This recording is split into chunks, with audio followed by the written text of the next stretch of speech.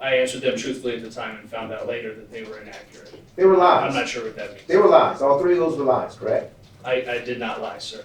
No, you know the truth today is that what you said on that day, November 3rd, were lies, were they not? I would say inaccurate because I don't lie. I didn't lie.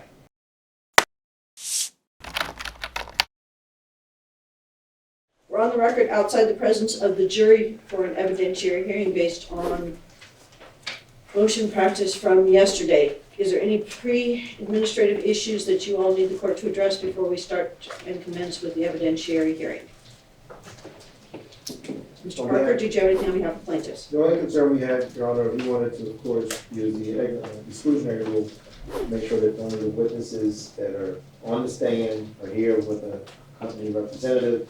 That was also one of my concerns in terms of Blue Jeans, because there could be other Terrible's employees listening on Blue Jeans that we may not be able to monitor or even know about, really. And those people could, of course, send information to witnesses waiting outside in the hallway. So that was my concern about Blue Jeans being available to people who we do not know. Sorry, so what is your request, if anything, counsel, just so I'm Just clear on the- what the request is? Just the exclusionary rule will be enforced, Your Honor, from this point forward. And when you say the exclusionary rule, are you impacting for purposes of Blue Jeans or just ensuring that there's no witnesses who are on Blue Jeans? Well, it's easy in the courtroom. I mean, Mr. Kemper's been here all day and every day, so we can't keep him out. He's a representative of the company, so he's fine. But any other witnesses intending to testify today should be removed from the court. And then I don't know how we can enforce it on Blue Jeans to know whether or not they're listening in through Blue Jeans. So that would be the request, Your Honor. Okay, counsel for ETT, if you want to hear, go ahead, please. Thank you, Your Honor. Valerie Rojas for ETT. We would request that Blue Jeans remain on.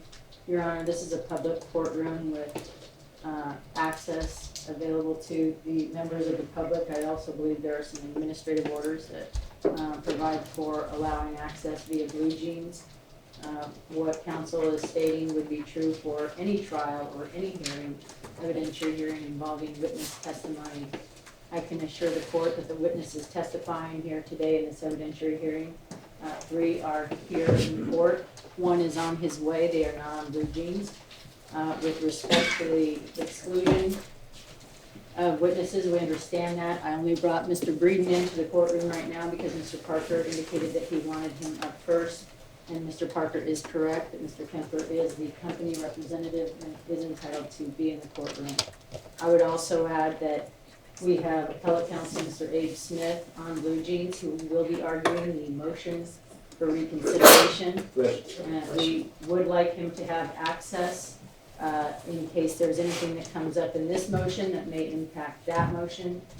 As the court may be aware, Mr. Smith has been ill, and that is the reason he's been appearing via Blue Jeans. And for all of those reasons, we would request that the evidentiary hearing be broadcast via Blue Jeans. Thank you. Okay. And can you confirm that you will ensure that people are instructed that no witnesses from any other parties appear on Blue Jeans during the evidentiary hearing? I'm going to ask everyone, I'm going to ask everyone the same question. For Real Water, I'm sorry, Your Honor. I'm asking you on behalf of your witnesses, and I'm going to ask Real Water on behalf of their witnesses, and I'm going to ask plaintiff on behalf of their witnesses, other than obviously clients and client representatives, right, which would not be subject to exclusionary rule. Right, Your Honor. With the exception of client or client representatives, there will be no witnesses from ETT on Blue Jeans. Okay. So, counsel for Real Water. I'm trying to do for Real Water, just to confirm exactly what the court is asking. The last time there was a trial, there were things put on by our Nevada judges onto YouTube, and people watched them after the trial had concluded. I take it the court's inquiring during the trial, anybody would be on Blue Jeans and witnesses would confirm that. We would need to reach out to people to let them know not to watch the things get posted on YouTube, and have not done so yet, we can do so. You raised an additional issue, but okay, where I just was going is, I understand the exclusionary rule is being sought to be invoked, because technically, well, you have 2 different viewpoints on whether the trial has commenced or not, because the panel has been almost impaneled. They haven't gotten the oath, but you all have agreed on who the 12 jurors are. So realistically, where I was just going is, if you all agree that the exclusionary rule applies, that was the first question, and there was an issue on that, then I'd have to address it, right? If you disagree with the exclusionary rule, this is your opportunity to say why and that it doesn't, right? Okay? And then the third thing is if the exclusionary rule is just getting representation from all counsel, that the rules of the exclusionary rule, that you're gonna notify your respective witnesses that would be subject to an exclusionary rule, which would be the same issue that would come up during the course of trial, so that someone does not log in. It's not holding anyone responsible for members of the public. It's not addressing anything with regards to, as you know, it's a media request, and so they're able to record. So with that clarification, counsel, does that answer your question, or is there something else? It does, Your Honor, and currently at this time, the witness for Real Water will be testifying via video deposition, so none of them will be appearing in person. You can certainly inform them not to watch, and I need to do that. Is there any reason you believe that any of them are, you can look at who's currently on the screen? Any reason to believe any of those are your witnesses? I do not see them up there, and I would doubt they would be on there. The only person I believe is not an attorney is Ms. Kava. But Oh wait, no, she is an attorney, it says she has a bar number. Okay, then they all have bar numbers except Mr. Kroll that he. I thought it was. It's a different carver, I mean, it's a Yeah. carver in a different case, yes. Real water case, just. not before this department anymore, because you all consolidated in front of Department 15, 27, now 15. Okay. Mona Convey is an attorney in our office. Oh, okay, it's not, okay, sorry. So I needed So we to clarified that point? Okay, so realistically, folks, The it only seems person to that make does- sense to do the exclusionary rules because you've already impaneled a jury. But if someone was going to object to that concept, I just needed to know. ETT, are you object to the concept of the exclusionary rule? No, Your Honor. Okay. Real Water, I just heard from you, you're not. And We're Plaintiff, not Rory? objecting, Your Honor, we're just informing the court that we need to let some people know. Okay, no worries. And Counselor Plaintiff, you're requesting it, so you're going to ensure that it applies equally to your witnesses, correct? Absolutely, Your Honor. Okay, anybody that you need to let know, you'd like to know. So we're going to keep blue jeans on, particularly since you have one of the counsel or one of the parties who's going to be participating. And in fairness, we would always, and we need to also accommodate so someone can appear, and it would be the exception, since you now, it's past the 22nd. As you all know, ADKT 613 is now in full force in effect, but the court would find that there is good cause for an exception for a presumptive in-person, because it's been stated a reason with regards to Mr. Smith. So he's welcome to appear remotely, and I'm just going to task each and every one of you to please let your respective witnesses know. And if somebody sees, you've got enough attorneys here in the courtroom and different representatives, if you see somebody else pop on that you have a question on, then you need to let the court know, and the court needs to address at that time, it will do so. Does that meet the needs of counsel or plaintiff? It does, Your Honor, thank you so much. Does that meet the needs of counsel for Real Water? It does, Your Honor, thank you. Does that meet the needs of counsels for ETT? Yes, it does, Your Honor. Okay, so then let's get to the structure of the evidentiary hearing. Variety of different structures parties do. We've already discussed that more than one counsel can examine, but you can't have more than one attorney per witness, but you can have a different attorney give the argument versus examining the witnesses. As long as it's one attorney per witness, that's going to be fine for all parties who wish to participate in the evidentiary hearing. I understand there were certain subpoenas. I understand that issue got clarified. Is that taken care of with regards to witnesses who need to be here for purposes of the evidentiary hearing? I believe so, Your Honor. It's in the process of getting resolved, is that correct? Yes, Your Honor. Okay. And the first voice was Mr. Parker, and the second voice was Ms. Rojas on behalf of ETT. That friendly reminder, because remember, ADKT 613 reminds the court, but the court has to remind the parties to please state each time you're speaking. Thank you so very much. Okay, so process. Does anybody think that there is a need to do any, quote, opening? Usually for an evidentiary hearing, we wouldn't. However, if somebody's specifically requesting, I will hear that request. Is anybody requesting such? Go ahead, Councilor Plaintiff. Teddy Parker, on behalf of plaintiffs, Your Honor, we're not requesting openings. Water, should I keep asking you for all these questions, or should I pass you and go just ETT for purpose of the evidentiary hearing questions? Joul Odou for Real Water, Your Honor, in making inquiries of ETT, we will inquire or make noise or object if there's something that we need to weigh in on. But this only involves them, and we were going to silence our microphone shortly. Okay, so then counts for ETT. Are you requesting then? No, Your Honor, no need for. Okay. So then the general process with an evidentiary hearing is that would be counsel for plaintiff would have an opportunity to call the witnesses that they wish to call. They would do examination, and then there could be cross-examination. Are you all, for expediency or for any other reasons, are you going to have the witnesses be addressed for all purposes in the evidentiary hearing, meaning that they come up onto the stand one time, whether that be in person or remotely, whichever way they're coming? And, or are you going to have people come up multiple times? The reason why the court's asking that question, there's two independent reasons. One, finding out what the answers from efficiency and time standpoint, but two, to have an anticipatory understanding about whether or not there may be outside the scope issues that the court may need to address. Your Honor, in terms of the efficiency and expediency, we believe one time, get it up, get down. I suspect that that's what the EGT would prefer as well. You know, Yes. may we talk just 1 second? Sure, of course.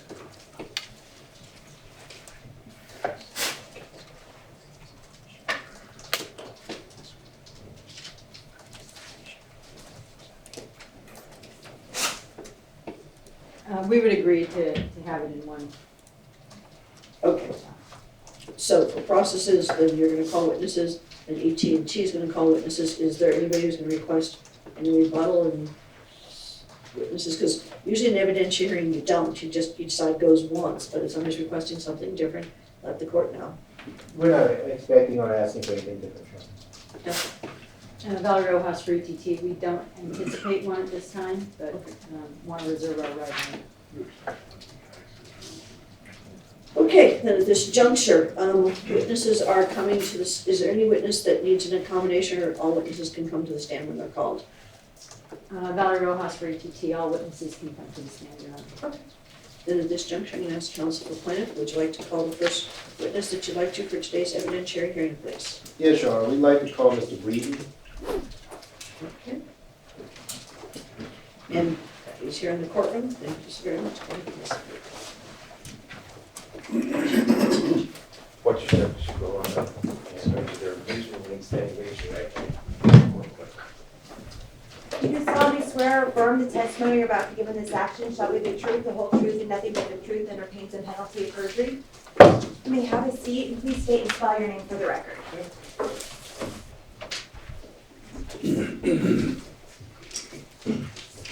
Bryan Breeden, Bryan Breeden. May I proceed, Your Honor? You may, I'm just going to do one quick moment just for points of clarification. The court's understanding is that these witnesses and the inquiry of these witnesses are solely for the purposes of this evidentiary hearing relating to the pending motion for, I'm just going to generically call it, for sanctions. Okay, Absolutely. Motion to strike / sanctions. It's not to exhaust their testimony in other areas for purposes of trial, correct? It is not, Your Honor. Okay, You are correct. okay. And Counsel for ET&T, is that your understanding as well? Yes, that's my understanding, Your Honor. No worries, feel free to proceed, Councilman. Go ahead. Thank you so much. Mr. Breeden, good morning, how are you? Good morning. I don't believe we've met, is that correct? Correct. Mr. Breeden, you've given a deposition in this case, is that correct? Correct. And you've also signed a declaration in this case, is that correct? Correct. And can you tell the court, for the benefit of the record as well as for the judge, your position at ETT? I'm the Vice President of Marketing and Advertising. And how long have you held that position? I've had the role for about 4 years now. You said marketing and advertising, correct? Yes, sir. When it comes to commercials, promotionals, since you've been there since 2018, correct? August of 18. Would you be the person typically involved in handling marketing and promotions, advertising, any of those things for Terrible? Yes. Do you have a staff? I do. And I believe you said you have 7 members of your staff, is that correct? Correct. And can you tell me their names? Kayla Adams, Casey Vanderpool, Is that a C or a K? C. Clark Buchanan, Kara Socha, C or a K? K. Marky Martinez, and 2 vacant positions, Brooklyn Veldman, Velman? Veldman, Veldman, Okay. and an open position currently. And it's my understanding, sir, that prior to preparing or signing your declaration, that you reviewed plaintiff's motion for sanctions. Is that correct? I don't Counsel, quite could we just, understand the question, sorry. the court just asked for a point of clarification, since as you know, there were 2 motions, can we just clarify Sure. which ones each time you're talking, if you're switching between the November and the January one? Thank you so much. All right. Let me give you some chronology here. Your deposition was taken November 3rd, 2023. Do you recall that? I do. Okay. And then you signed electronically a declaration. Do you recall that as well? Yes. Okay. And Shane, there he is. Holy moly, Shane, I'm so used to you being right there. Shane, can you put on the screen Mr. Breeden's declaration, please? Judge, when we do this, we don't want to tell, see people walking in. Just so Did you hear I did court not. reporter? Okay. When you put documents on the screen, as you can tell, you do not see who's on remotely. So if someone were to add on to come in remotely, you will not be able to see that individual. Is everyone okay with that? I am, Your Honor. I'm accepting the representations of counsel here. They can do the same for us. ATT, you're okay, are you okay with that as well? Yes, we are, Your Honor. Okay, thank you. And Real Water, do you wish to express an opinion on this one? No, Your Honor, thank you. Okay, go ahead. Mr. Breeden, can you see that on the screen? Yes, sir. And I'm gonna have Mr. Godfrey here show you page 3. And can you verify that that is your electronic signature? It doesn't. No, that's not the page, Shane. Go to the next page.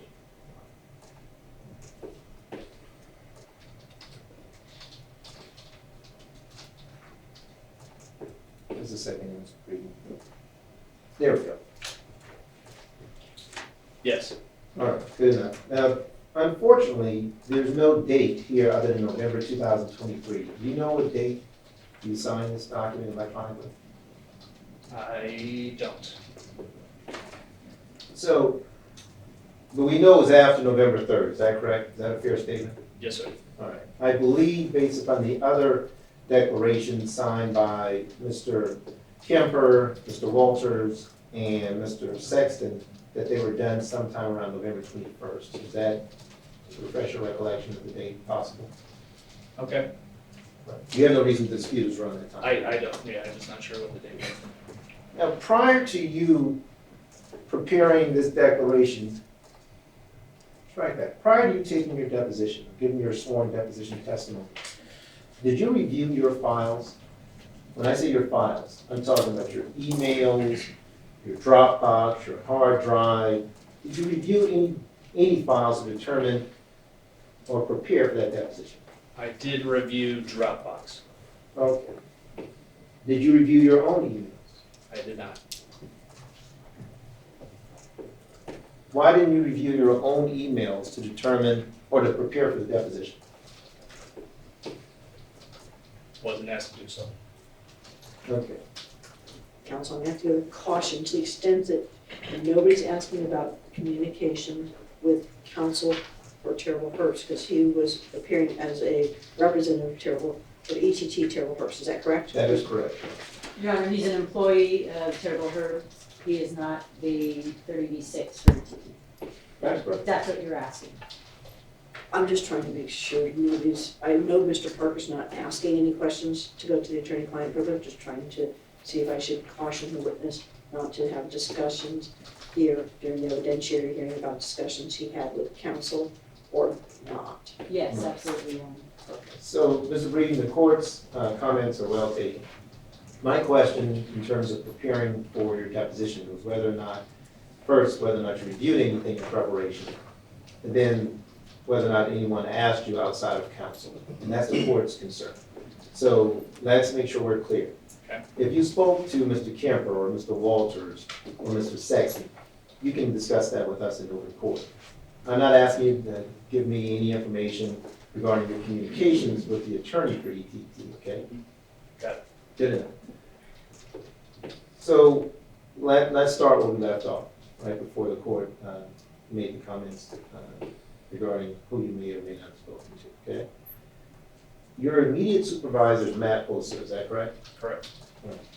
And we've spoken about the 7 individuals that work within your department, correct? Yes. 6, you have an open position. Yes. And did you speak to any of those people prior to your deposition on November 3rd?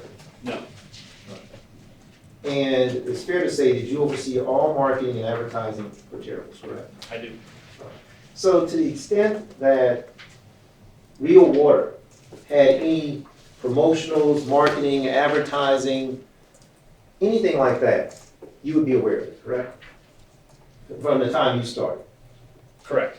All right. And you would have emails related to those communications if there were any? Potentially.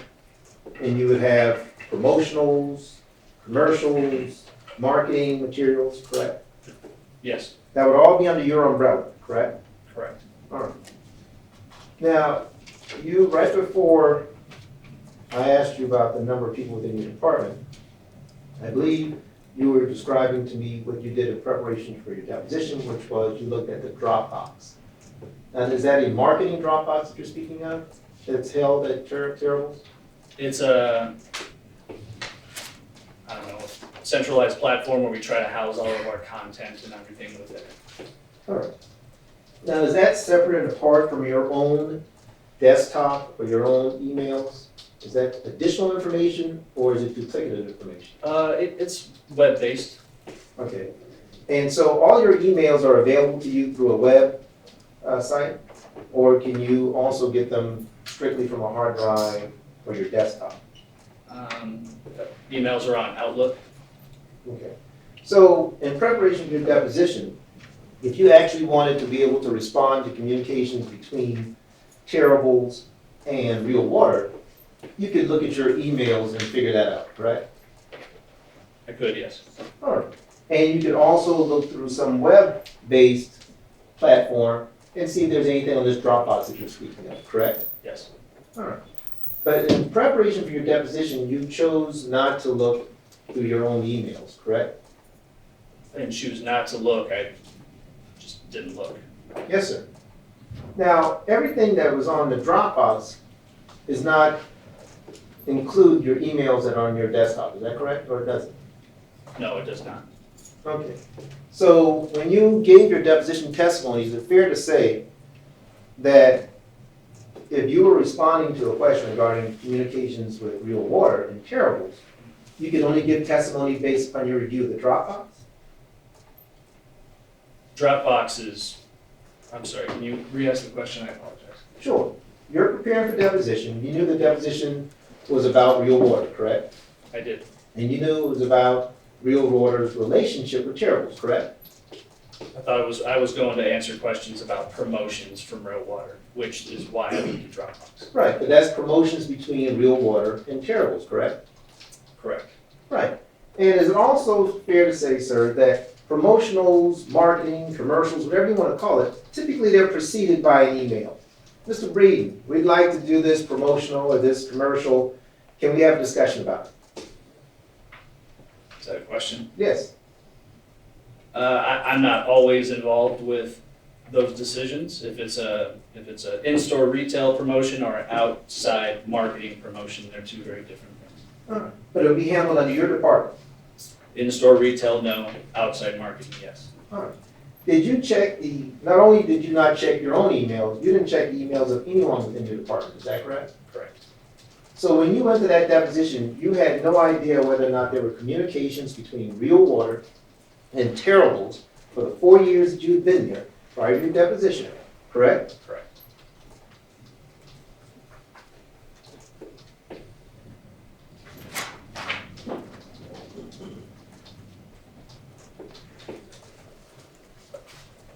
Is it fair to say, Mr. Breeden, that your department handles promotions for Terrible's side of the business, which would include in-store promotions as well as out-store promotions and social media? All three of those. Promotions, yes.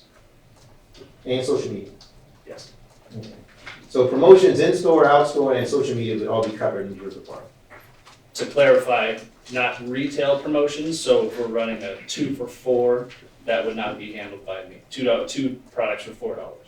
If it's a promotion that's tied into like our app as an example, that would be myself and my team. And do you know why you chose not to review any of the emails, including your own, of people within your department before you went to that deposition on November 3rd? I just didn't think to do that, sir. Didn't think to do it, okay. Now, during your deposition, you were asked whether or not you knew Blaine Jones. In fact, the question was, have you heard the name Brent Jones? And do you recall whether or not you knew at the time Brent Jones? No, And today you don't know who Brent Jones is. I do not recall Brent Jones. Same with Blaine Jones, correct? Correct. Amy Jones. Amy Jones, we did have one communication. Okay. At the time of your deposition, however, you said no, that you had never heard the name Amy Jones. Is that correct?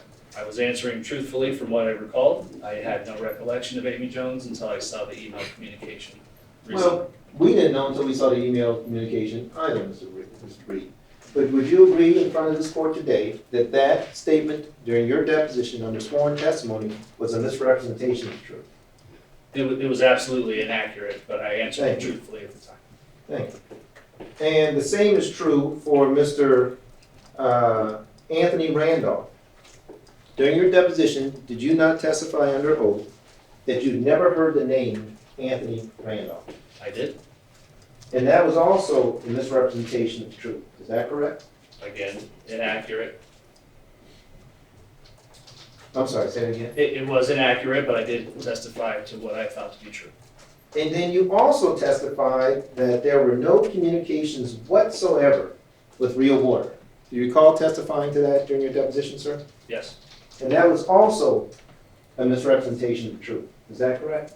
Again, inaccurate until I found out that it was true.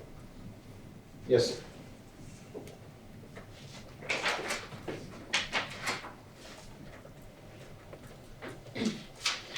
You were also asked during your deposition whether or not you were aware of any kind of agreement or arrangement with Real Water going back as far as 2008. And you indicated, I do not know. Do you remember that being your testimony? I do. And is it fair to say that when you answered that question, you had not reviewed any of your emails to determine that in fact there were agreements between Real Water and Terrible? Is that a fair statement, sir? Yes. So did you indicate during that deposition, strike that, I believe you hadn't had many depositions before this one, is that correct? That is correct. But you were given the oath at that deposition, were you not? Yes. To testify truthfully. And you understood, Okay, I gotta pause you for a second. You did an uh-huhs.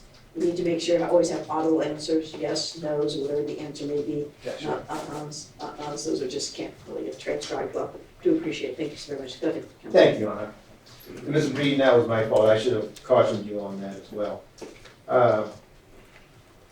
You were given the oath at the time of your deposition, correct? Yes. And you understood the importance of testifying truthfully, correct? Yes. And at this point, we know that you misrepresented the truth at least 3 times in your deposition at this point, correct? I answered him truthfully at the time, sir. There were misrepresentations when you gave that testimony, correct? I answered them truthfully at the time and found out later that they were inaccurate. They were I'm lies. not sure what that means. They were lies. All three of those were lies, correct? I did not lie, sir. No, you know the truth today is that what you said on that day, November 3rd, were lies, were they not? I would say inaccurate because I don't lie. I didn't lie. Okay, there were 3 inaccuracies, if you want to use your words. Is that correct? Yes, sir. All right, good. When you gave the testimony, going back to where we were a second, when you gave the testimony that you were not aware of any agreements between Real Water and Terrible's going back as far as October of 2008, did you indicate to the person examining you, questioning you, that, listen, I have not reviewed my emails, so I don't know? You instead you said, I do not, and then no. That was your response. Did you ever caution the person that you had not reviewed any documents to be able to give a response? I know within my deposition, I did discuss the fact that I had not checked my emails. I don't know where within the conversation those questions were asked versus where I said that I had not gone through my emails, so I'm not sure. Yes, sir, and we'll get to that. Okay. And you indicated that the person who may know the most about agreements would be Mark Walters. Is that still the case, sir? Correct. All right. And he's the Vice President of Sales and Purchasing? Yes. And his responsibilities would entail overseeing the sales and purchasing for the entire chairman's organization? Yes. So he's a person above you? We are counterparts. Your lab, okay.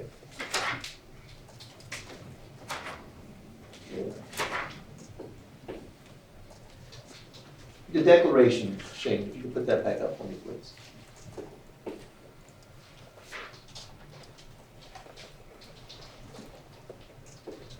Paragraph 2 of the declaration, I want you to see this.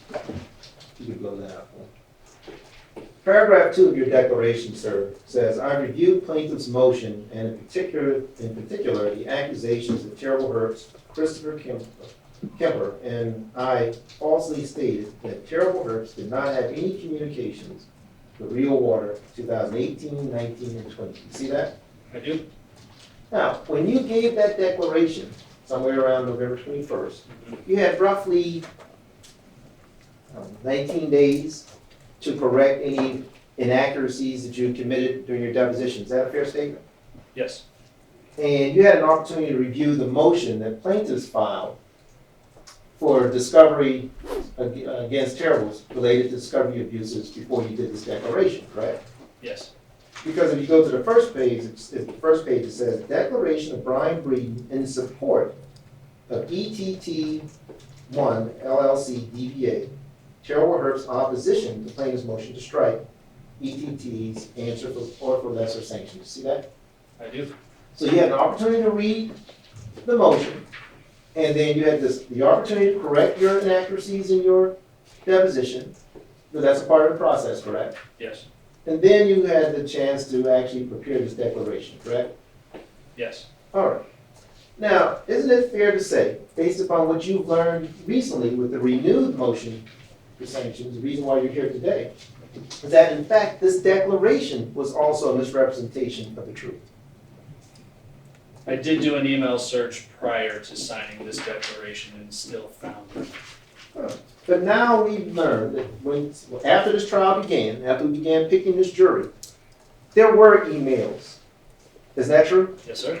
Making this declaration also false, correct? Yes. All right. So at this point, we have 3 inaccuracies in your deposition, and we have 1 inaccuracy in your declaration, correct? Yes. Good. In your statement here, this is of course, you're taking a quote out of plaintiff's motion. It says, Terrible Herbst did not have communications with Real Water employees 2018, 19, and 20. And Terrible Herbst did not have any agreement with Real Water. And Terrible Herbst did not run Real Water video advertising on its gas pumps in 2019 and 2020.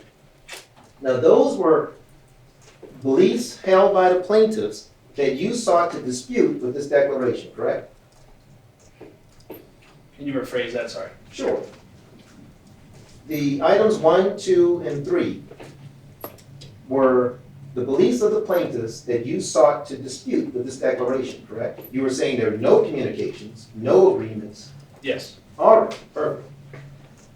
Paragraph 3 says, plaintiff's accusations are incorrect. I've conducted searches of my emails. Now, I want to caution you, Mr. Breeden, because you just told this court that when you signed this declaration, you had not reviewed your emails. Do you recall just saying that a few moments ago? Objection, this states a testimony. Sustained. I'll ask again, a different way. Perhaps my recollection is poor. Okay. Mr. Breeden, when you did the deposition, you told me you had not reviewed your emails, correct? that is correct. When you did the declaration, 19 days later, I thought you had reviewed your emails. I had reviewed my emails prior to this, I think. I don't know the exact dates, but I know after the Perfect. deposition. That's what I thought. So between the deposition and and actually signing this declaration, you did review your emails, correct? Yes, Thank you. I believe so, yes. Right. And it says, I've conducted searches of my emails and I did not locate any communications, agreements, or contracts with Real Water. I also conducted searches, the wording's kind of weird in the sentence. Yep. The marketing Dropbox for any advertisements, videos, or commercials of Real Water. You see that? I do. Now, is it fair to say that sometime around January 17th or 18th, there were emails discovered with your name on it that disproves this sentence I just read into the record? The emails that we found just recently, I did not find when I looked previously, yes, sir. And they disprove this sentence I just read into the record. Is that correct? These two sentences. It is not accurate from what we just found recently, yes, sir. So now we have 3 inaccuracies in the deposition and 3 inaccuracies in this declaration, correct? Yes. So let's look at paragraph 4. It says, I understand that other employees have also conducted searches of emails, the marketing Dropbox, and other locations for any communications or agreements with Real Water, or advertisements or commercials of Real Water, and none were located other than the 2020 Real Water coupon. See that? I do.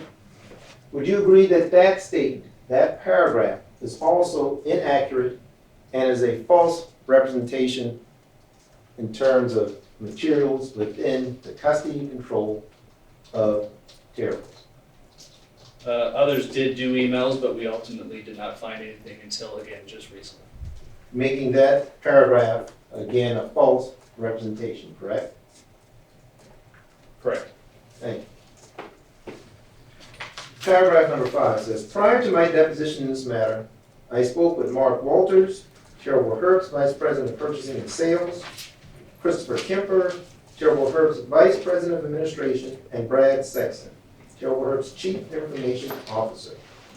Each one confirmed that they were not aware of any communications, agreements, or contract with Real Water. Is that correct? Correct. And is it also true that paragraph number 5 has been proven to be a false representation in this declaration? Again, from what we just found recently, yes, sir. Would you agree with me that this declaration was meant to defeat plaintiff's motion for discovery of abuses against Terrible? Objection calls for attorney-client privilege. That's the first page of the declaration, Your That's Honor. where the court was gonna ask the question, right? I was gonna ask to review the first page, because I thought it said it's in support of, pardon? Withdrawn to the extent it's as to the declaration only. Okay, so the witness can answer the question as phrased. Yes, the witness can answer the question, the objection, withdrawn, the court need not rule, actually. Thank you. And Mr. Breeden, I want to bring up the first page so you can see it for yourself. Okay. That the question didn't have any hidden tricks in it. Okay? And it says, in support of ETT's opposition to plaintiff's motion. You see that? I do. So you understood, based upon what you were attesting to, why you were given this information, correct? You Yes. knew what you were saying in this declaration, I did, yes, and you knew that this was gonna be used in court, yes, and you knew that you were stating this information under penalty of perjury. Let's go to the last page of this again. Right, last paragraph says, I declare under penalty of perjury, under the laws of the state of Nevada, that the foregoing is true and correct, and that this declaration was executed on November 2023, correct? yes, sir. So you knew when you signed this document electronically that you were doing it under the pains and penalties of perjury. I did my searches in here and I did sign this, yes, sir. And I did understand, yes, sir. And based upon the conversation we just had before this court, you recognize that paragraphs 2, 3, 4, and 5 contain misrepresentations as to documents within the custody and control of Terrible, correct? Accurate now, yes. They're inaccurate now, correct? Inaccurate now, yes, sir. Thank you. When I signed it, I obviously did not think they were. And when you gave your deposition testimony, I believe Mr. Kemp was questioning you, is that correct? You recognize his face? I do. You also gave that testimony believing it, strike that, understanding that Mr. Kemp was questioning you on behalf of the plaintiffs, correct? Yes, And that he should be able to rely on the truth and veracity of your testimony, correct? correct. Because that testimony was also given under oath, correct? Yes, sir.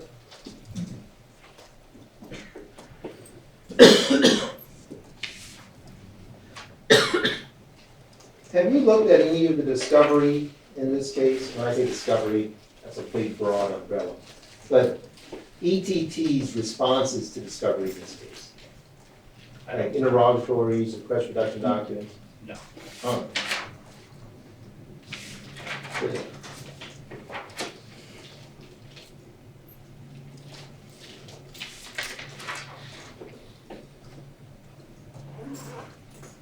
Now, Mr. Breeden, during your deposition, did you indicate that it was possible to search all of Terrible's files and obtain documents potentially related to real water? In Dropbox, Whatever approach we could use, Dropbox, emails, some central server, whatever would be available. I think we discussed going through Dropbox, yes. So for example, the pump and pour program, could you explain that to the court? I can. Pump and Pour is a program where customers come on property and pump fuel. We offer them a variety of different coupons with different products on them to then print out. They can pick one and go inside the store and redeem.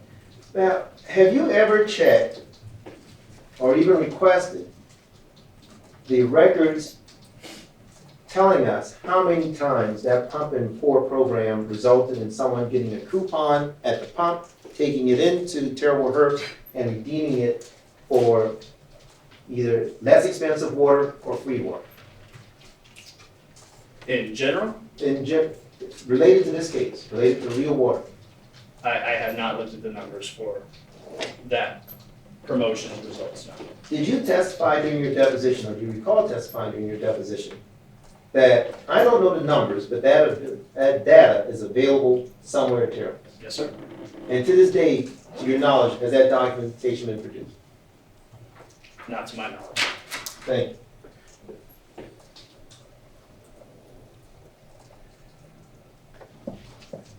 You also were questioned whether or not there were any real water commercials on the gas pumps. Do you remember that line of questioning? I do. And do you recall what your response was, sir? I don't recall ever seeing any, though. All right.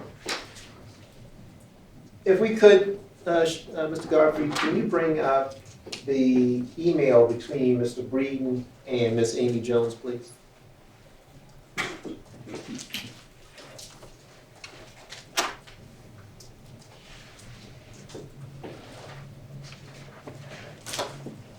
And Your Honor, I don't know if he can read it. Can you read that? I can. Okay. And Mr. Breeden, what's the date of that email? July 2nd, 2019. July 2nd, 2019. So you would have been in your position at Terrible's at the time of that email, correct? Yes. And does that email originated with Ms. Amy Jones, the person you said you had never heard her name? I did not recall at the time, but yes, it is from Amy Jones. And does it actually refer to a commercial being played at Terrible's? She sent me an email requesting to play a commercial at Terrible, yes. And it says to play again, correct? It does say again. Indicating that it had been played before, correct? Not to my knowledge, I had never approved this previously during my tenure. And had you checked your emails, when you responded to questions in your deposition, you could have said, in truthfulness, that you have heard of Amy Jones, and you were at least aware of potential commercials that have run with Terrible's, correct? At the time of my deposition, and with the knowledge I have later learned about archived emails, that's how I found these emails, not from my regular inbox. That's understood. The Okay. point is, since we know this was within Terrible's custody control, within its server system. Yep.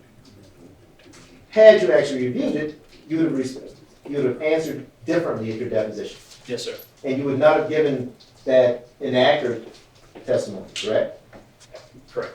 And you would actually not have provided that declaration submitted to the court with inaccurate information, correct? Correct. Now, within this email, there's a link. Do you see it? I do. Highlight that for me, Shane. Thank you, sir. Did you ever look at that link? I don't recall looking at this link. Did you, by chance, know that this link was actually the commercial that Ms. Jones was speaking of? No. You have no reason to dispute that, correct? Yeah. Oh, good. And would you agree that Amy's email address includes the words, "drink real water," correct? Yes, sir. Good enough. And you responded to this email, did you not? I did. Now, is it fair to say, sir, that you sneeze? Bless you. I think I said bless you because I sneezed. You sneezed. I sneezed. Oh, bless you. I thought he was sneezing. You were telling him bless you. I didn't know it was No worries. no worries. Mr. Breeden, Yes. the point is, you communicated with Miss Amy Jones. Absolutely. And the questions that we talked about in the depositions and in the declaration says there were no communications, correct? Correct. Now let's talk about Mr. Anthony Randolph, because you also denied knowing that name, correct? Correct. Shane, can you bring up slide 27?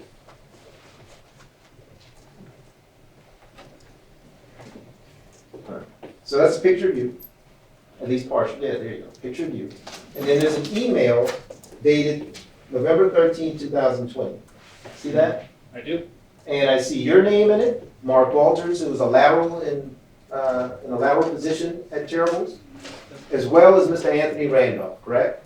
Yes. Now, when you went through, and we're not going to spend as much time on this as I otherwise would if we were in trial, but when you went through and found all these documents, or someone found them for you, and on last Tuesday or Wednesday or Thursday, you found numerous emails between yourself and Anthony Randolph, correct? I did. It was a thread, kind of the same conversation, but numerous emails within it. Yes, sir. And in fact, Mr. Anthony Randolph was included in this terrible supplier partner marketing meeting, correct? He is on this list, yes. And you denied, despite all the emails that you did ultimately find, that his name was replete in these emails, correct? Not understanding, sorry. His name was mentioned several times in these emails. Oh, the emails that I had with him, yes, sir. Thank you. Yep. Proving, again, that your deposition testimony in certain respects was inaccurate and your declaration was inaccurate, correct? Correct. let's go to slide 29.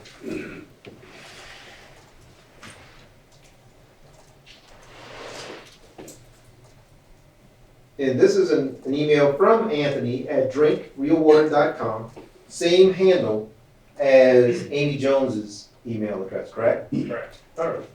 And it's, you're setting up the meeting here, and you're including Anthony at drinkrealwater.com in this invitation, correct? Correct. So certainly you knew Anthony Randolph by name in 2020, correct? At the time of my deposition, this name did not ring a bell to me whatsoever, so. That's fine. But you knew of him in 2020, Through those correct? communications, yes. Thank you.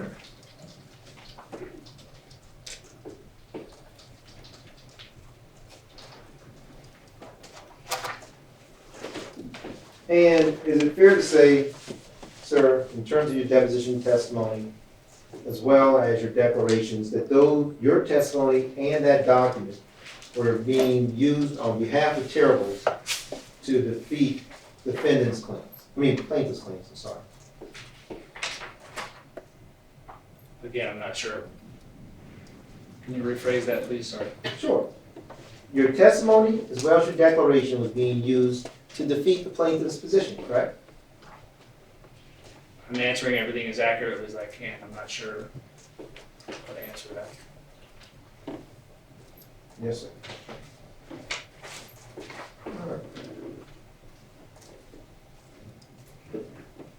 And if Real Water was running videos in 2018, 19, and 20 on Terrible Herbst pumps, you should have been aware of those, correct? Since I started, yeah, granted, there's a little onboarding time, late 2018 when I started, but yes.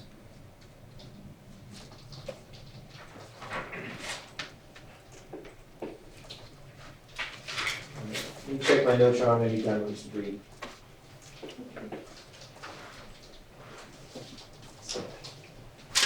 The court presumes the parties have reached some kind of agreement as far as the allocation of time, so that everything can get done before the jurors come in. I hope so. I'm passing the witness, Sean. No worries. Thanks very much. Okay. Thank you. Counsel for ETT, do you wish to cross-examine this witness and is also your direct? I do, Your Honor, thank you. Go ahead, please.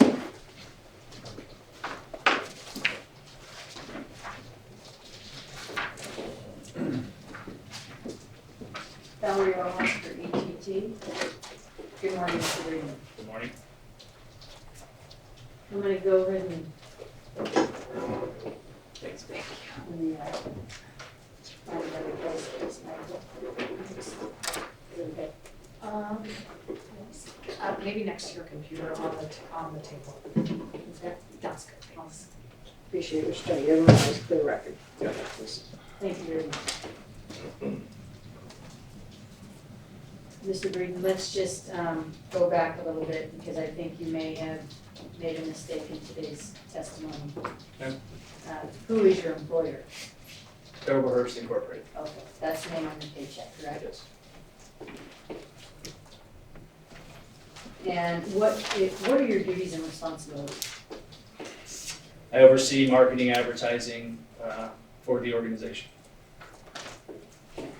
And does that involve any type of IT duties, information technology, overseeing any archives, any databases, anything like that? No, ma'am. Do you have any education concerning data information or information technology? No, ma'am.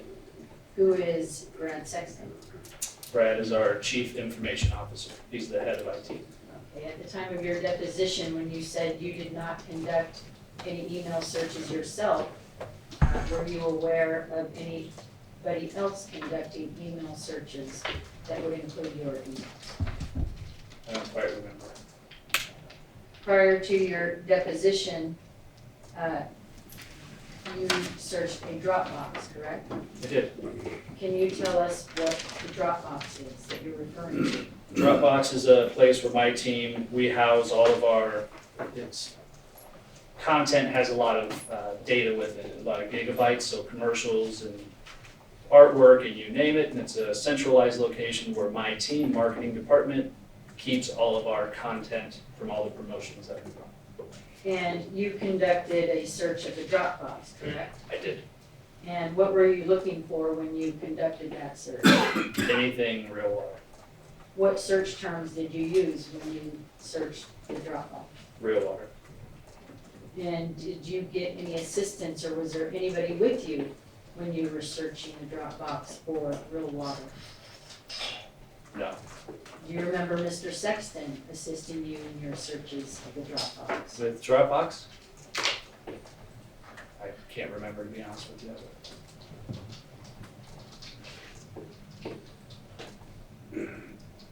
What would you expect to find in the Dropbox at, Sorry. Yes. okay, Brad did come to my office and help me go through it all, yes. okay. And why did you need Brad to help you go through? I called him in, I found what I found, called him in after to try to help see if there's anything that I could be missing in Dropbox. And is that when you found the 2020 coupon? Correct. Did you find any commercials or real water videos when you searched the Dropbox? No, ma'am. Did that Dropbox get started when you arrived at Terrible Herbst in 2018? I'm a little fuzzy on the dates, but I think it started shortly after I came, but I think it started shortly after I came. Let me ask you it this way. At the time you arrived at Terrible Herbst, was there any type of Dropbox or database that was a central housing place for commercials, videos, and promotions? Not that I'm aware of. And is that what Dropbox is designed to do for Terrible Herbst today? Correct. And would you agree that the Dropbox content is only as good as what's put in there, what people put in there? Correct. In other words, you have to actually physically put something into the Dropbox in order for it to be safe. Correct. It doesn't go and automatically grab anything from your emails, is that right? Correct. Okay. And does Dropbox house any emails? No. Where are your emails stored? In our Outlook. And when you did search for your emails, were you searching in your Outlook box? My inbox, Outlook inbox, yes. Okay. And what search terms did you use? Real water. Okay. And after that search, did you find any communications with Real Water? I did not. After your search of the Dropbox and of the Outlook, your Outlook, did you find any contracts or agreements with Real Water? No, ma'am. After searching the Dropbox as well as your emails, did you find any, other than the link with Amy Jones, did you find any videos yourself housed in that? I did not.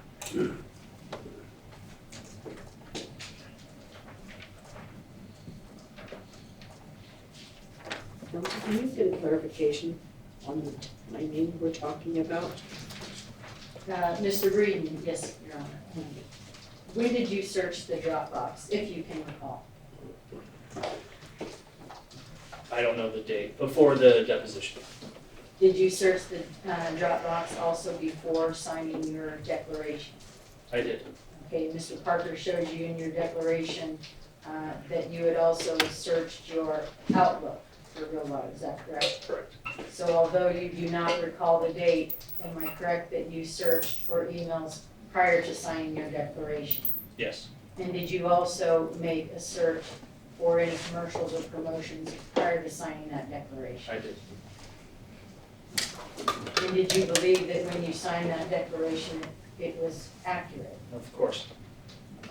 When you testified at deposition, were you trying to testify accurately? Yes, ma'am. And you acknowledged with Mr. Parker at least 3 mistakes in your deposition. Do you recall that? I do. Do you recall making any other mistakes in your deposition? I do. What other mistakes did you make in your deposition, Mr. Breeden? I was asked where I graduated high school versus where I went to high school. I answered that incorrectly. I think that's Mr. Breeden, I'm sorry. Just watch the microphone there. Oh, I'm sorry. Apologies. So where did you go to high school? I went to Green Valley High School for years. And where did you graduate from high school? Graduated from Adult Education High School where I went to for months. But I did answer that inaccurately, Okay, mistakenly. when you were asked at your. We're muting whoever's doing it. We have to go back onto Blue Jeans to see who it is. It is, I'm gonna give a friendly reminder. Regina Hampton, and she just left the call. Hampton is with one of the various parties. We remind you to ensure that anybody logging on behalf of any of the parties is to mute themselves immediately and remain muted under Supreme Court rule. So, okay, is everyone known? So everyone who's on remotely, this is, I'm sorry, council, having to do this in the middle of yours, but you could hear somebody did. Anybody who's on remotely, you must remain muted at all times unless you're called upon because you're engaging in oral argument. Thank you so very much. We want to ensure everyone has a nice clear record. I appreciate it. Sorry, council, for Thank you, Your Honor. Mr. Breeden, where did you actually graduate from high school? Adult Education High School. And how long did you attend the adult education high school? Months, I'm not sure how long. How long did you attend Green Valley High School? There, I left towards the end of my junior year, so just under 3 years.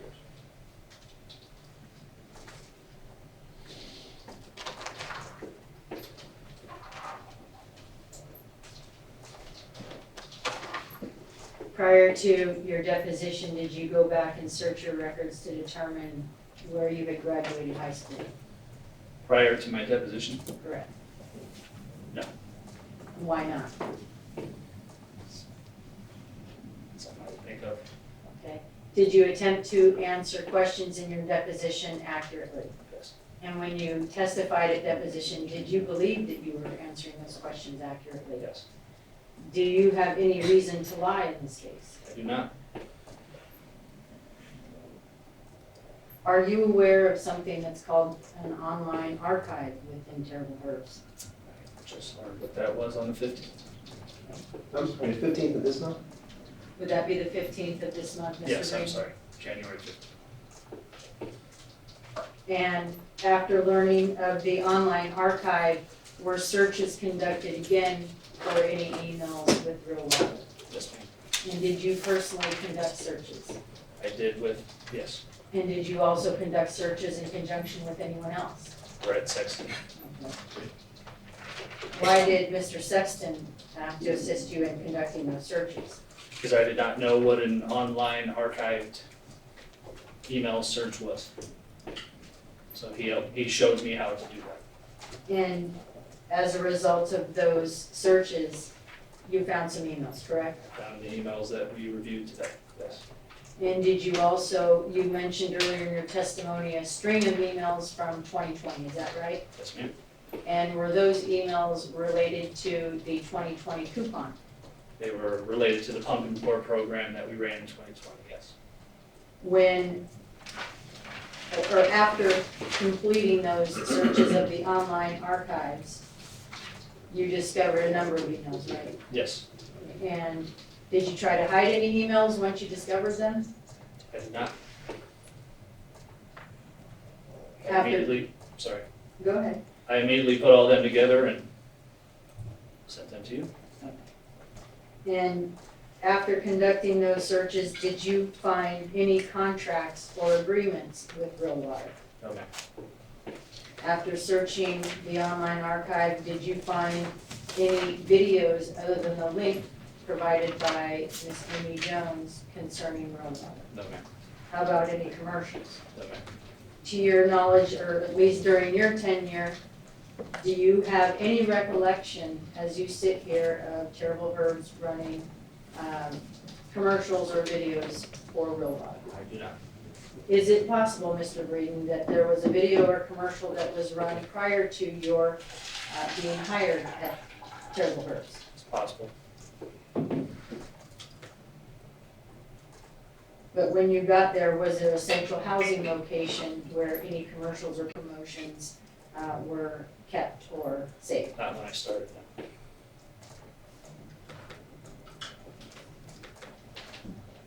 When you gave your deposition, was that the first time you gave the deposition? It is. It was. Were you nervous? A little bit. Are you nervous today? A little bit. Are you doing your best to tell the truth? I am. How many emails do you get in any one given day? Hundreds. Do some of those emails include agents or brokers, folks who want you to promote their products? Majority of them, yes. Are you able to respond to all of those emails? Absolutely not. Do you even try to respond to all of those emails? I do not. We call them cold calls. A lot of times we get a lot of cold calls where people are just reaching out trying to sell us. Let's talk a little bit about the email with Amy Jones. Mr. Zamora, can I ask you to please bring that up?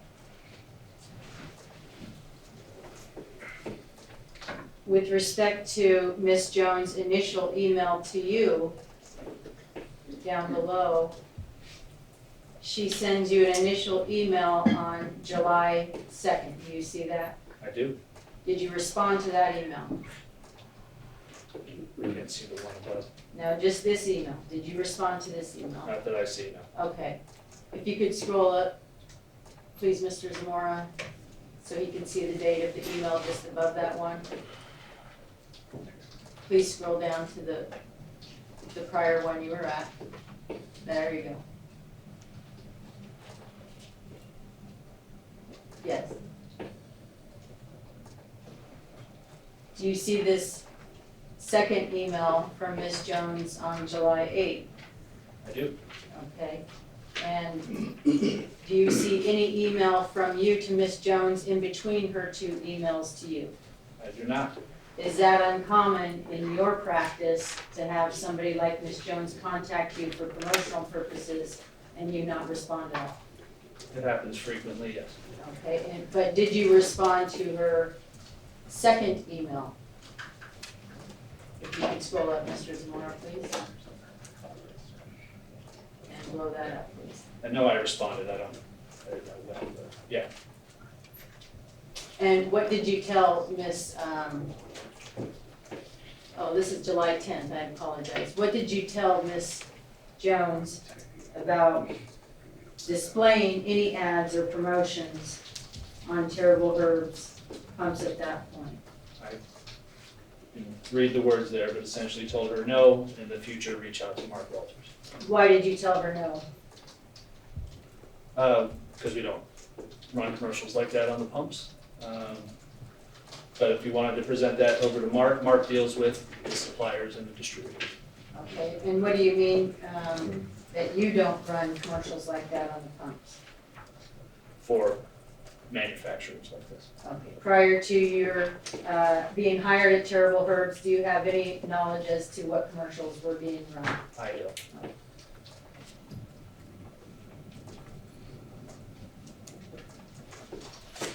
And who is Mark Walters? Mark is my counterpart. He's the vice president of sales and purchasing. And why did you refer Ms. Jones to Mr. Walters? Any inquiries from distributors or manufacturers got to go through Mark first, since he's the one who kind of deals with all of this kind of stuff. Is or was Terrible Herbst the marketing arm for Real Water?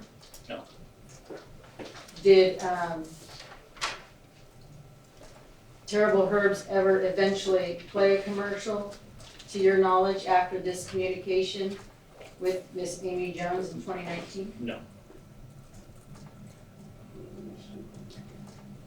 Did Terrible Herbst purchase Real Water directly from Real Water, to your knowledge? No.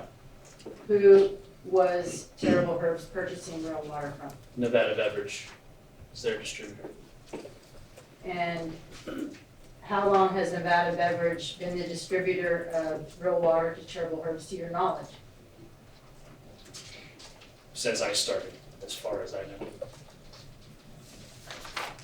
Have you ever seen any contract or agreement between Terrible Herbst and Nevada Beverage? With respect to Mr. Anthony Randolph, who does he sell water for now? No idea. Who is Essentia Water? Essentia is on Nevada Beverages Trust. Okay. Do you happen to know what other waters are on Nevada Beverages Trust? Essentia and Eternal would be the two that I can think of. They might have more, but I'm not sure of all of them.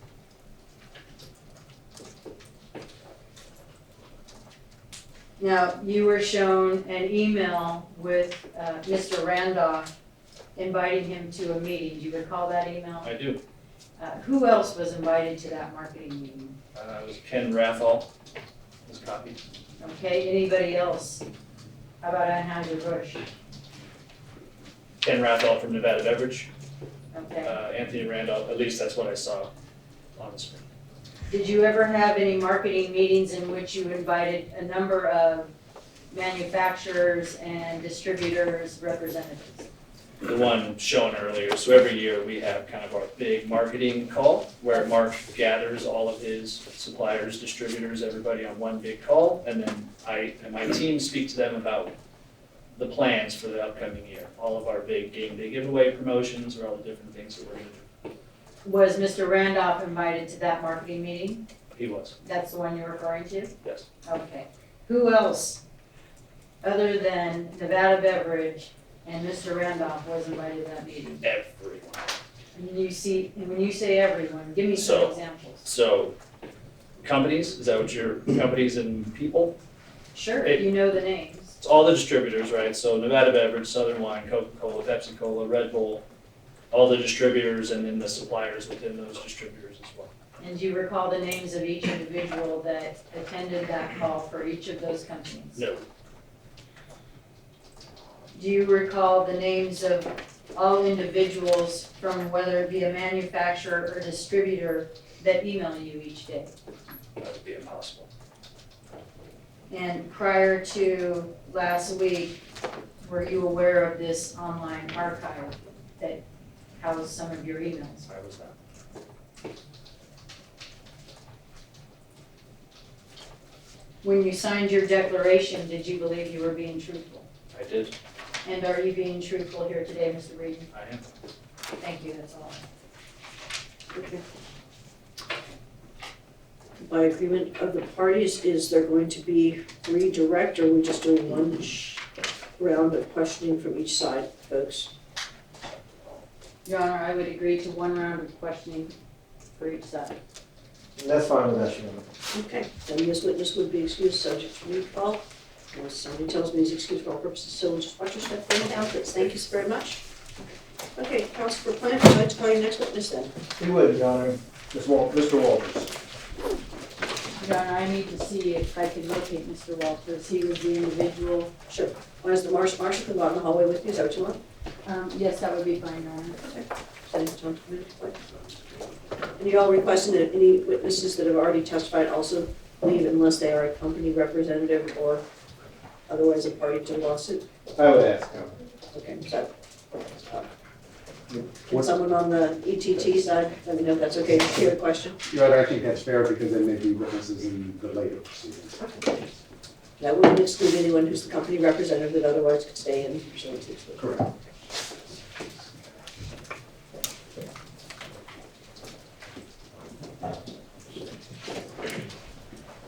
We're gonna leave it to the parties to let the court know if anybody needs any accommodations with regards to their testifying.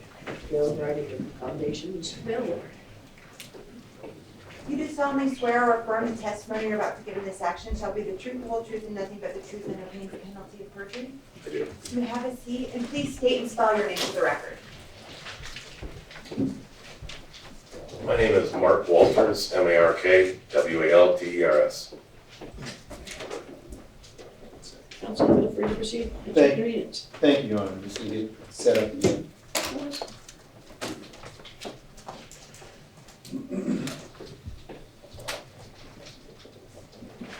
Good morning, Mr. Walters. How are you?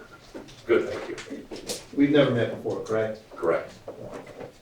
And Mr. Walters, can you please tell the court, and for the purposes of the record, your title at Terrible Herbst? My title is Vice President of Purchasing and Sales. Yes, sir. And how long have you been in that position? I've worked for the company since 2006. Yes, sir. So you would have been there since the beginning of Real Water's interactions with Terribles, correct? Yes.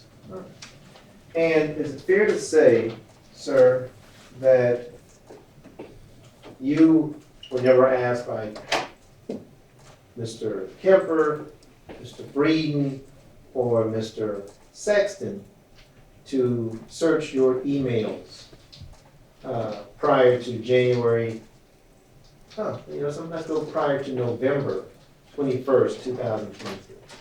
No. Now, were you, I see you're quizzical, Your Honor. Because I thought you phrased the question, is that correct? And I heard a no. So I thought he was saying he agreed, he did not search his. Correct, I did not search. Thank you. Now, were you aware of the fact that this case started back in March of 2021? No.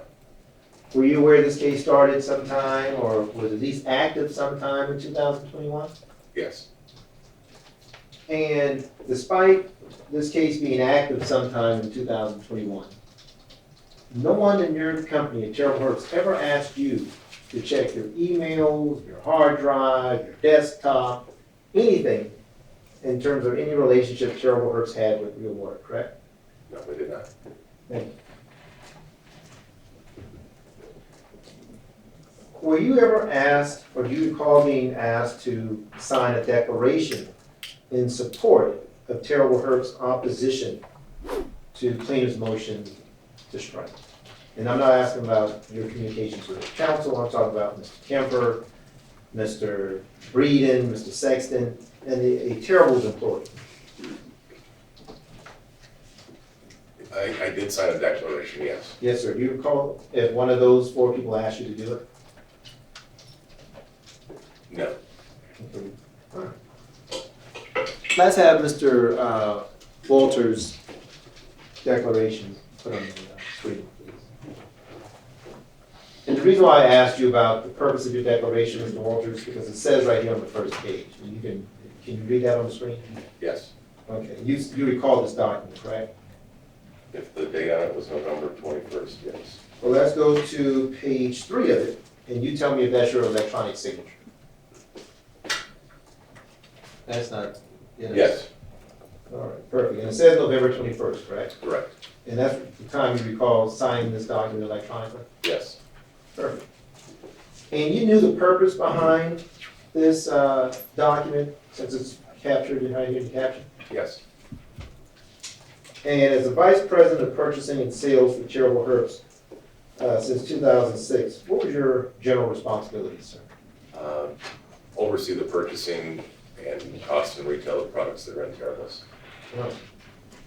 And it appears, based upon this document, we'll go to the next page, that you reviewed plaintiff's motion and the accusations within that motion that Terrible Herbst, Christopher Kemper, Bryan, Breeden falsely stated, and then it's items 1, 2, and 3. You see that? Yes. No. So those are the accusations that this declaration was supposed to refute, correct? Correct. Perfect. Now, paragraph 3 says, Nevada Beverage Company is a distributor. You're familiar with that company, correct? I am. And at the end of this paragraph, it says, to my knowledge, Terrible Herbst has never had an agreement with Real Water, correct? Correct. Good.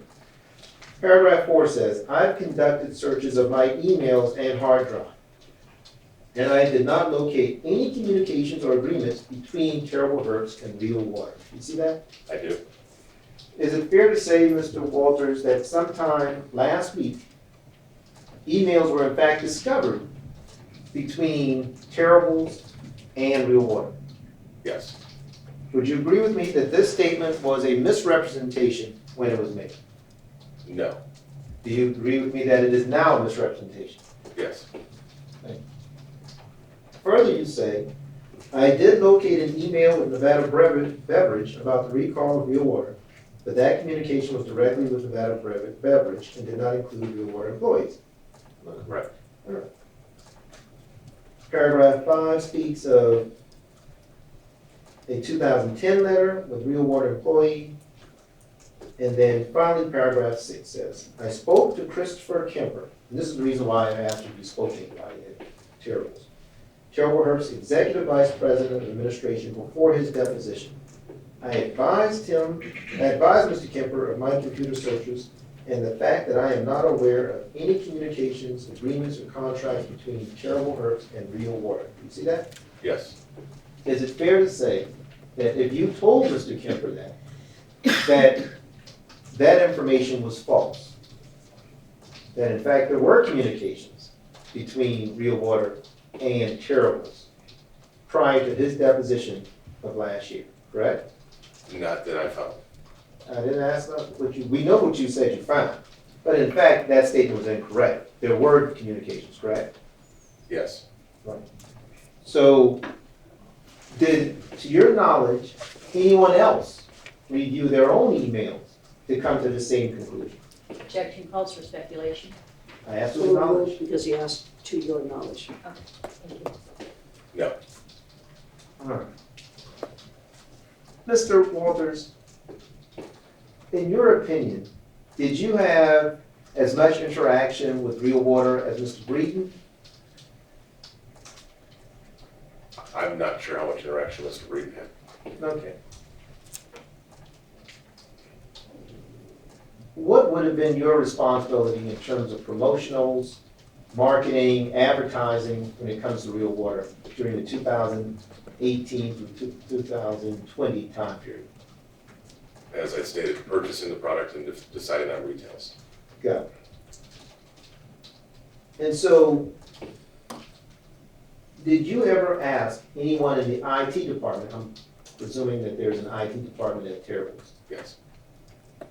if there were any communications, documents, emails, anything, before you signed this declaration?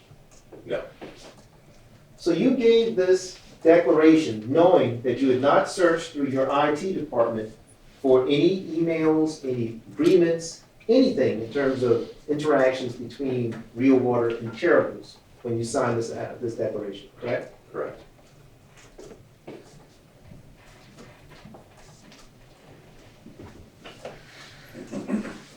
Paragraph number 7 says, I spoke to Bryan Breeden, Terrible Herbst Vice President of Advertising and Marketing before his deposition. I advised Mr. Breeden of my computer searches and the fact that I am not aware of any communications, agreements, or contracts between Terrible Herbst and Real Water. So you told Mr. Breeden that you didn't find any communications, and you told Mr. Kemper. Correct. Did either of those two gentlemen tell you if they searched their own emails?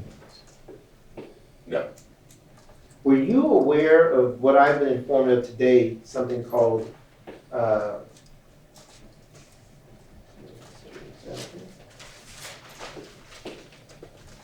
online archiving at Terrible's? I was aware on January 15th. Okay, so the day before we started trial was the first day that you became aware of online archiving. I was aware that that existed, but not aware of how to search it. And in your opinion, given the conversation you had with Mr. Kemper and Mr. Breeden, no one checked your online archiving to determine if there were any communications between Terrible's and Real Water. Is that a fair statement, sir? Yes. Have you ever been in litigation before, sir? No. Has Terrible, to your knowledge, ever been in litigation before? I'm not aware.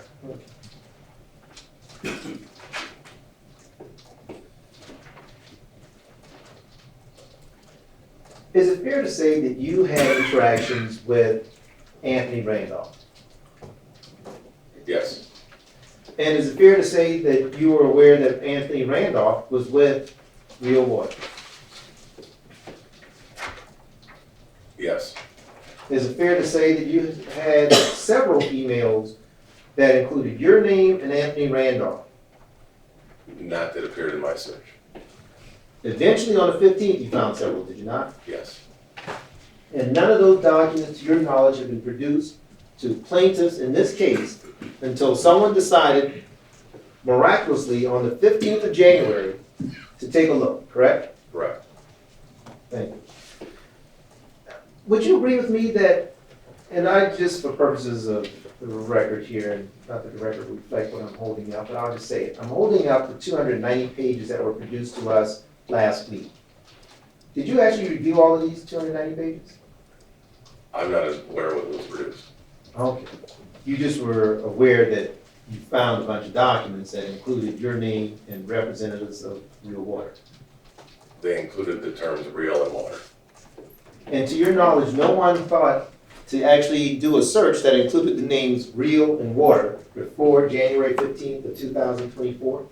We did do a search for real water. Just not under your online archive? Bless you. Correct. Mr. Breeden just testified here, sir, that he never checked his own emails before his deposition on November 3rd. Were you aware of that? I was not aware. Now, he did say in his declaration he checked prior to the declaration, after the motion, the plaintiffs filed their motion. When did you check your emails? In terms, just to give you a date, in proximity to your declaration. Your declaration is November 21st, 2002. Yeah, the declaration was the 21st. I checked a couple days prior. And so for over 2 years of this case going on, to your knowledge, no one ever asked you to check your emails, check the online archives, check the Dropbox database, none of those things, correct? No. Hold on a second. I said correct, and he said no. Is that a correct statement, sir? Yes. Thank you.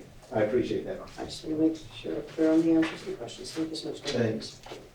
And as a result, for over 2 years of being in this litigation, we found out for the first time, and I guess you may have found out for the first time, that documents existed within Terrible's custody and control, its servers or online repositories, related to real water interactions with Terrible's. Is that correct? Yes. Thank you. And is it also correct, sir, that you personally was aware of the name Anthony Randolph? Yes. And you personally was aware of the name Amy Jones? Yes. And you were personally aware of the name Brent Jones? Yes. And Blaine Jones? No. Vice President of Real Water, Brent's son? No. All right. And no one ever came to you in these whole 2 years until they needed this declaration, is that correct? Correct. I'll pass the witness, Sean. No, you know something? One other thing. Shane, let's show Mr. Randolph TH 2387. I'm sorry, Mr. Walden, I'm sorry. The email says Randolph. I apologize, Mr. Walden.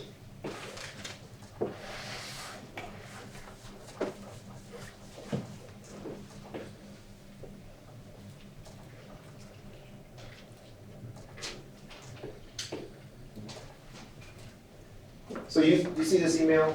Mr. Yes. Walden? And this document talks about a proposal. You see that? Yes. So in addition to simply emailed communications, this document speaks of a proposal. Do you ever recall the proposal that's referenced in this document? It was sent to you from Mr. Randolph, June 22nd, 2016. I don't recall exactly what was in the proposal now. So to the extent the requests were seeking agreements, communications, you would consider a proposal the start, at least, of negotiations for an agreement. This email was in 2016. The declaration was for 2018, 19, and 20. That's fine. I understand that. I'm just trying to make sure I understand in terms of proposals. Would you agree with that? Yes. All right. And so we don't know if that proposal turned into an agreement that may have spanned 2017, 18, 19, 20, correct? Correct. You were familiar with the fact that there were real water marketing done on your pumps, correct? I've been made aware, yes. All right. Let's go to the next page. And before, I'm sorry, leave it right there for 1 second, Mr. Godfrey. You see your name, you see Mr. Walters, you see Mr. Randolph's name, VP of distribution, you see his email, drink real water. All of those things you see, correct? Correct. And you see the words real water, and water used many times in this email, correct? Yes. Go to the next page, 2388, please. You're familiar with the MMA? Yes. Were you aware of the fact that Real Water was involved in promoting MMA? Yes. Was Terrible's also involved in it? No, You see this email from, or letter from Mr. Randolph to you at Terrible Herbst? yes, And certainly it says here at the bottom, Real Water is grateful for its long-standing mutually beneficial relationship with Terrible Herbst. Organization would like to see it expand to Real MMA. See that at the bottom? yes, So this would be certainly an invitation from Real Water for Terrible to get involved with MMA, correct? part of their promotional materials, yes, Right.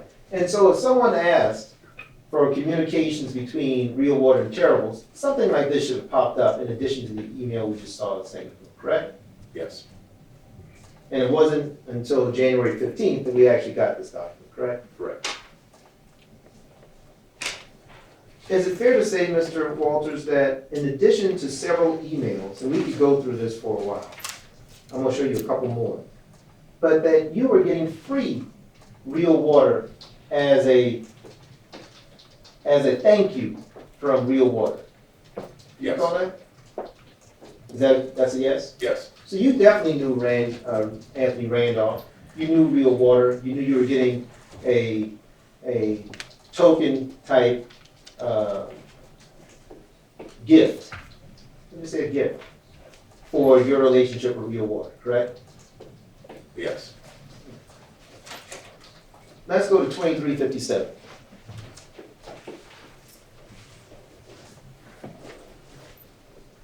This is another email we just received last week, dated February 5th, 2020.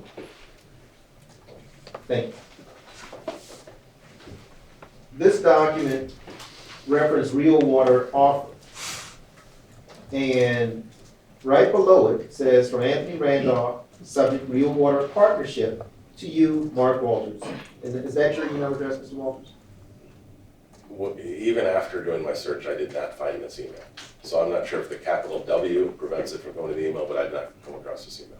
The point of the matter is, this document should have been produced in years ago, correct? Because it's a relationship between, it signifies a relationship between Terribles and Real Water, does it not? Objection calls for legal conclusion. Would you like to respond? Yes, Your Honor. I'm simply asking if this document signifies a relationship between Real Water and Terribles. I can ask it that way, that would remove the objection. The court's gonna allow it, and only is gonna take it into account from this witness's knowledge, not as a legal determination of whether he considered a relationship within the scope of some type of document request, et cetera. You understood the question, Mr. Walters? Yes. All right, thank you. Can you answer? This email came from Ken Raffel at Nevada Beverage. It didn't come from Anthony Randolph. Okay. Did you see the one right below it? Yes, And that came from Anthony Randolph to you, correct? correct. All right. And this document would certainly confirm that there were communications between you and Anthony Randolph, correct? Yes, And it, in fact, talks about promotional activities between Terrible Herbst and Real Water. When you go to the second sentence, it says, Terrible Herbst gave Real Water an opportunity years ago. I remember the story told me regarding Ms. Herbst liking the water personally. Mrs. Herbst. Do you know who Mrs. Herbst is? there are multiple Mrs. Herbst, yes. Do you know who this Mrs. Herbst is? I don't remember who this one is. All right. And it says at the bottom here, thank you for all your years of supporting Real Water. We really hope you will reconsider as discontinuing us will be devastating. See that? Yes, So this was another offer from Real Water, for which it would signify that there was an ongoing relationship before and a request to extend, correct? yes, And again, that document wasn't produced, correct? correct. Now, were you also aware of videos on the gas pumps at Terrible's? When I say videos, Real Water videos at Terrible's? No, Were you were familiar with the pump at Port? yes, Okay. Hold up 2386, please, Mr. Godfrey.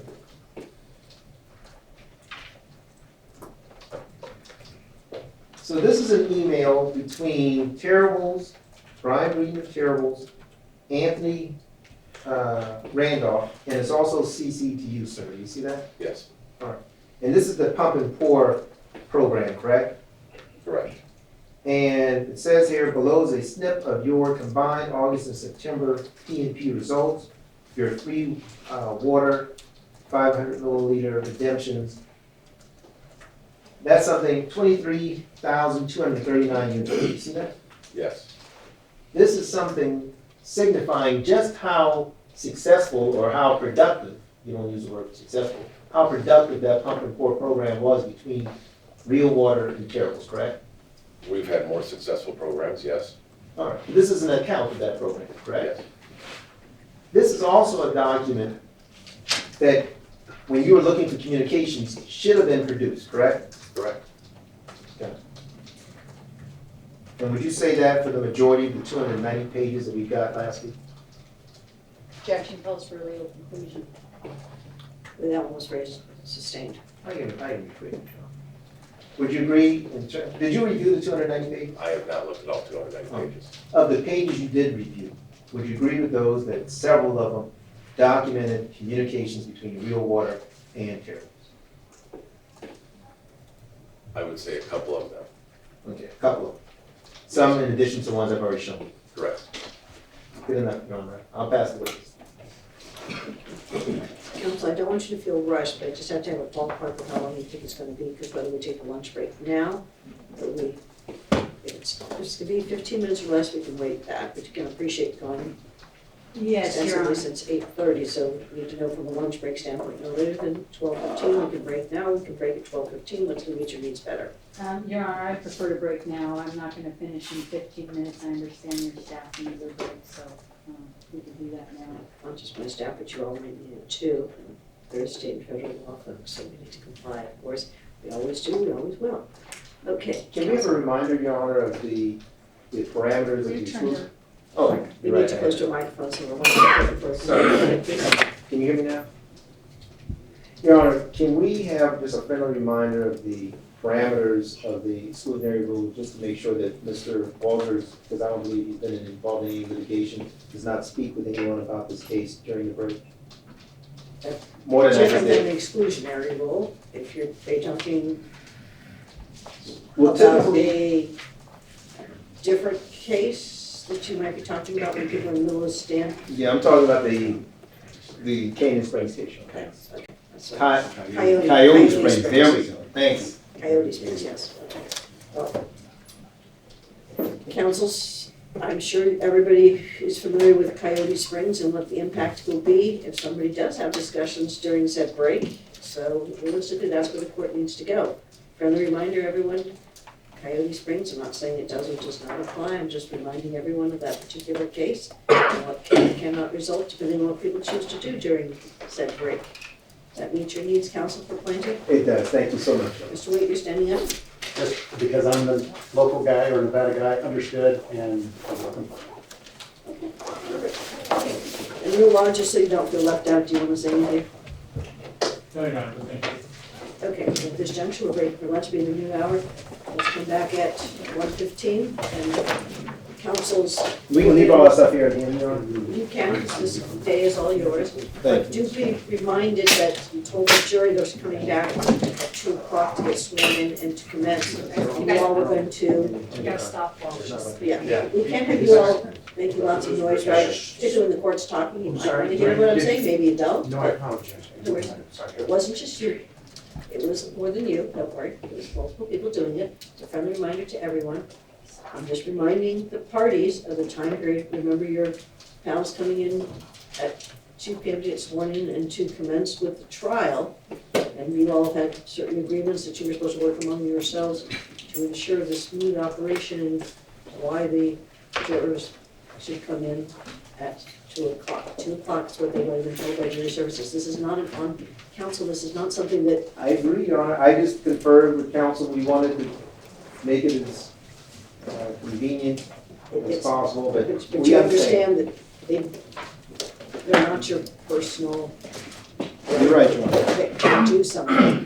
Realistically, they assisted and did the one notification, which is why this court asked you all you know, yesterday you said 1 o'clock to make sure that that was reasonable. And so you all have the various motions you need to get taken care of, and you were told, and experienced litigators, you know, you need to ensure that you have the allocation of time to ensure everyone has an opportunity to be fully heard, and the court can make its well-reasoned ruling, whatever that may be, because I haven't heard all the evidence yet. So counsel, with that, I'm gonna say have a nice lunch, Thank you. 1:15. Thank you so much. Thank you, Your Honor. You're Have a good welcome. night. Stand back. Just watch your step, please. Thank you so much.